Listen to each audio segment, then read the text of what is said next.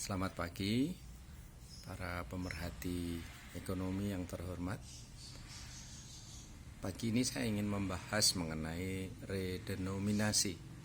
Ya. Perlu saya sampaikan bahwa banyak pihak yang menginginkan redenominasi rupiah, sehingga posisi angka 0 itu tidak banyak. Misalnya sekarang $1 itu 15.000 kan gitu ya. Jadi 1:15.000. Angkanya banyak sekali kan gitu. Coba kalau nolnya yang di belakang dihilangkan, berarti $1 15 rupiah. Tapi kita perlu belajar dari negara lain ya. Mungkin salah satu yang agak mirip-mirip kita itu Turki misalnya. Turki itu 1 Januari 2005 itu melakukan redenominasi. Tapi apa yang terjadi saat ini kan gitu ya.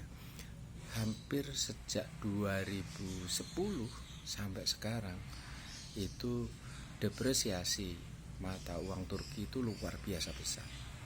Saya masih ingat tahun 2018 ke Turki itu masih antara 2.500, bahkan kalau yang kertas itu ada yang beli sampai 4.000 per 1 liranya gitu ya.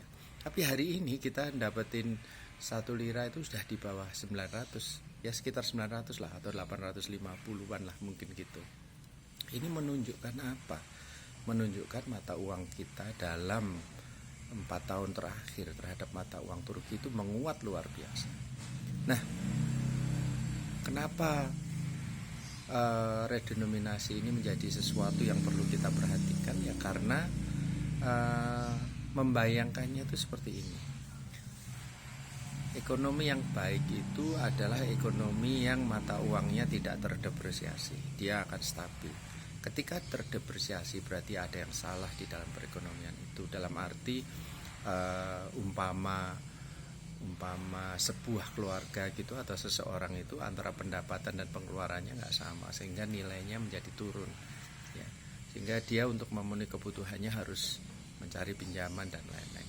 Sepanjang pinjaman itu produktif, maka justru bisa menguatkan dari yang bersangkutan. Sama seperti di mata uang, ketika kita lebih banyak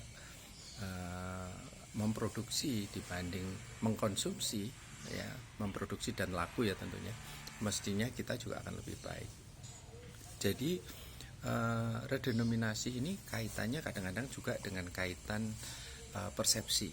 Jadi bisa dibayangkan misalnya kita naik, kita beli sekarang ini, beli misalnya nasi pecel 1 bungkus itu 15.000 gitu ya. Kemudian nanti kita beli nasi bungkusnya menjadi 15 rupiah karena diredenominasi seperseribunya atau dihilangkan 0 di belakangnya. Apakah memungkinkan kita itu nanti akan membeli nasi pecel itu juga seperti 15 rupiah gitu? Kalau 15.000 naik ke 16.000 itu cuma naik 1.000. Tapi kalau harga nasi pecel itu misalnya dari 15 rupiah naik ke 16 rupiah, itu sudah dari 15.000 ke 16.000 kan gitu bayangannya. Oleh karena itu pemikiran untuk melakukan redenominasi tanpa melihat Indonesia atau melihat diri kita itu menjadi yang kuat, itu justru akan memiskinkan rakyat secara nggak langsung, membuat kita lebih mahal untuk ke tempat yang lainnya. Mungkin ongkos naik haji pun tidak akan sekian, mungkin ongkos naik haji juga akan lebih besar lagi dan seterusnya. Oleh karena itu saya termasuk orang yang setelah mempelajari berbagai sisi itu, mungkin saya termasuk orang yang anti redenominasi. Mungkin hal-hal seperti ini perlu kita diskusikan sama-sama dari berbagai sudut pandang yang sama, agar kita sebagai masyarakat tidak dirugikan. Mungkin bagi orang yang kaya, redenominasi itu akan membuat rupiahnya ditukar menjadi dolar, bisa jadi, atau ditukar mata uang kuat yang lain. Tapi untuk kita sendiri bisa jadi yang tidak mampu untuk membeli dolar itu kita akan miskin terus-menerus, kira-kira seperti itu, tambah miskin.